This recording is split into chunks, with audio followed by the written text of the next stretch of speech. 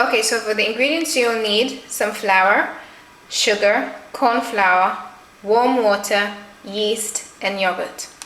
And I used a, sorry if the camera is wobbly, it's because I'm holding it. Nobody's here to film me, so that's why I have to hold the camera. Anyway, so I'm using a measuring cup, and when I refer to tablespoon, it's just like the normal tablespoon. There's some yogurt here because I've already mixed, I've already put and the teaspoon is the regular teaspoon. So you will need 1 cup, which I measured with the measuring cup, of all-purpose flour. You will need 1 tablespoon of corn flour. You will need 1 tablespoon of yogurt. You will need 1 teaspoon of yeast, and water is warm water, but I put a cup, but I won't be using a cup. It will depend on how the thickness of the luqaimat, and a pinch of sugar.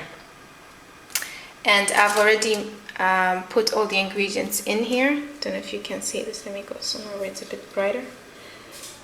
There you go. So there's the tablespoon of yogurt. There's the corn flour, the flour, of course, the cup of corn flour, the cup of all-purpose flour, and a tablespoon of corn flour. And the brown stuff you see in there is a yeast, and you can see sprinkles of sugar on the yogurt. So let me show you how to mix it. Okay, so for this you will need to wash your hands, because you're really going to get your hands dirty. So you just pour a little bit to begin with, and then you want to just mix it all up. And some people use a hand beater or an electric beater to do this. You don't need it, you need your hands, because you really need to beat the dough. Just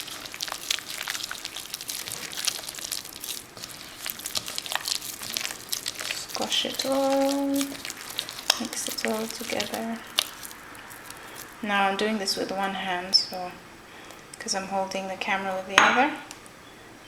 And just add water gradually. Don't just pour the whole thing in there, because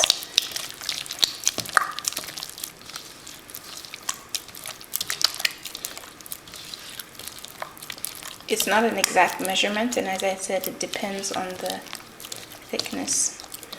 So now that it's like this gooey consistency, as you notice, there's still some lumps, and the way to get rid of this is not by stirring it with a spoon, but by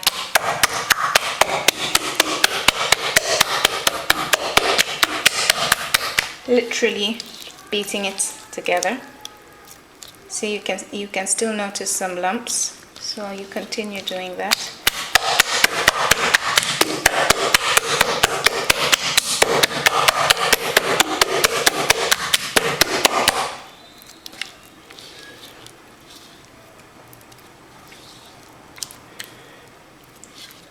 See? And you don't want it too watery and you don't want it too heavy, just in between.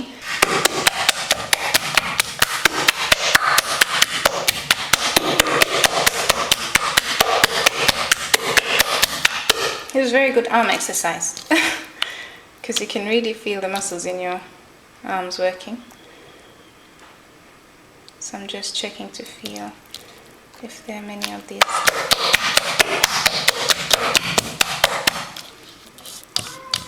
Just make sure you scrape all the flour that's stuck to the dish, and because I'm doing this with one hand, it's not as easy.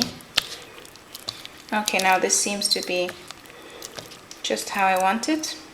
So what I'll do next, I'll cover this with cling film, and then after that I'll put it in a plastic bag to keep warm, and because I need this to rise, it probably rise double its size in order for us to fry them after that. So I'll just do that, and I'll show this to you. Okay, so I've wrapped it with cling film, and I'm going to put it in a bag like this. So I'll just put it in there and tie it. I wanted to show you what was left of the water. So it was full, so there's not much left, just a little bit. And so I leave this to rise for 2 to 3 hours, and when we get cooking, I'll show you how I do it.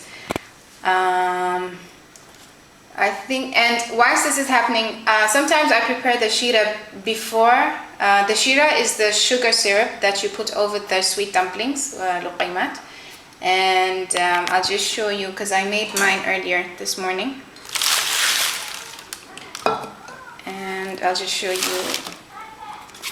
So this is it. This is the sugar syrup. And to make this, I used 1 cup of sugar and 1/4 cup of water with some cardamom seeds and a little bit of vanilla essence. And if I had saffron, I would have put just a pinch of saffron because I like the taste of it, and it gives a nice orangey yellowy color. And I just show you the consistency because this is very tricky. So see the consistency after it is after the temperature has gone down, because sometimes you cook it for too long, and then when it cools down, it becomes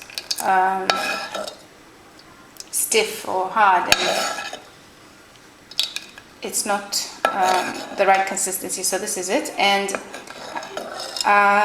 what I'll do as well is I'll strain this. I just wanted the cardamom pods to really give out the aroma, so I left this as long as possible. So before putting them on the dumplings, I would strain this, and hopefully you'll see that later. So now we're just going to wait for the dough to rise, and then we'll start the fun part.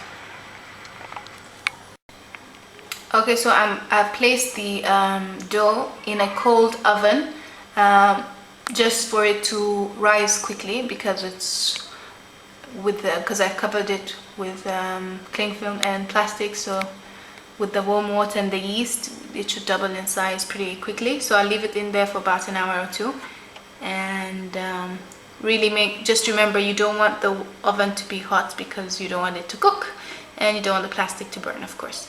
Alright, so see you in a bit, inshallah. Okay, so now it's been a couple of hours, and I'm taking out the luqaimat dough from the bag.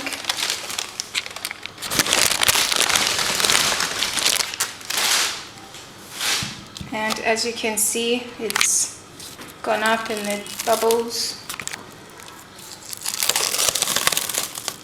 There.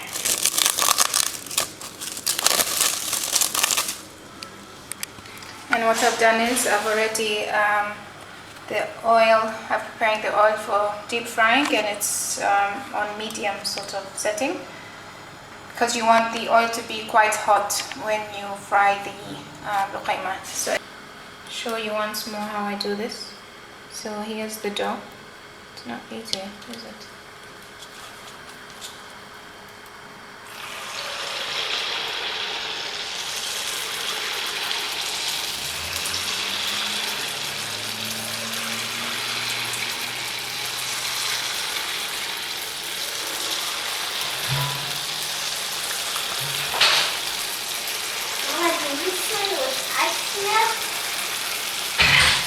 Something that I like.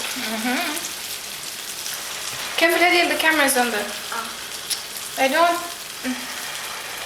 You're learning how to do what? I'm teaching them how to make luqaimat.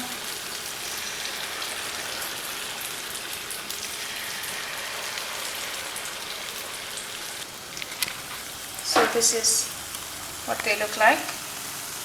I've increased the heat now. Don't attempt to do this because it's not tricky, and I'm doing something really dangerous by frying and recording myself at the same time. But I really wanted to share with you this dish because it's a favorite of my daughters, and as soon as they know it's Ramadan, they go, "Mama, Mama, please سوي لنا لقيمات. So please Mama, make لقيمات for us.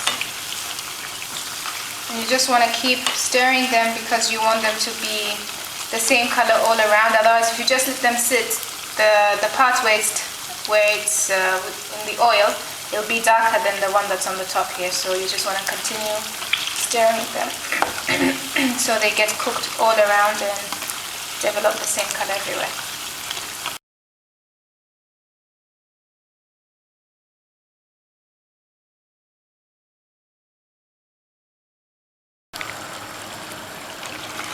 So now that I get them to the color that I want, which is the golden brown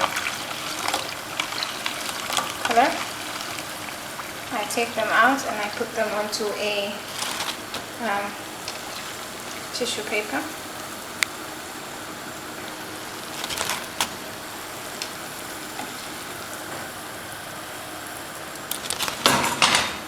And then I reduce the heat of the gas. Let these sit for a while.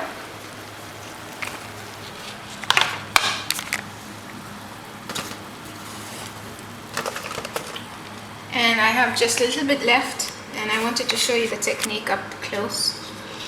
So I like to wet my hands a bit with water, and I grab a little bit with my finger, and then I get this and I just see. That's how I do it. My hot Luqaimat. I strained the sugar syrup in here, so I just pour this in.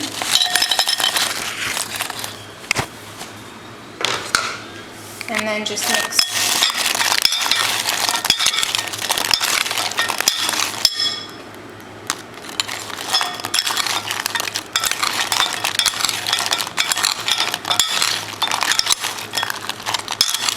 And take and transfer to the bowl where I'll be eating from.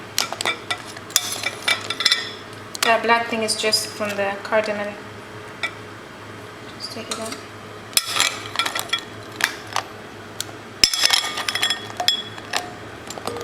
Actually, I can put all of this there. This is the end result. These are Maya's Luqaimat from a recipe from a very dear friend. Hope you enjoy it, and صوما مقبولا وإفطارا شهيا إن شاء الله. السلام عليكم.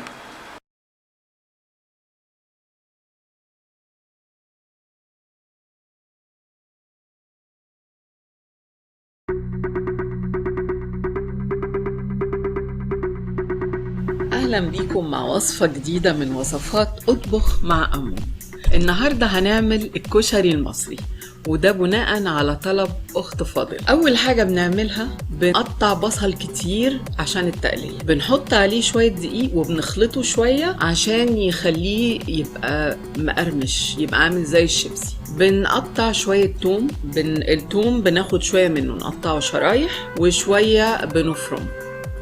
جزء من الثوم المفروم بنحط عليه طماطم مقطعة صغير عشان نعمل الشطة، وبناخد منها جزء للحمص.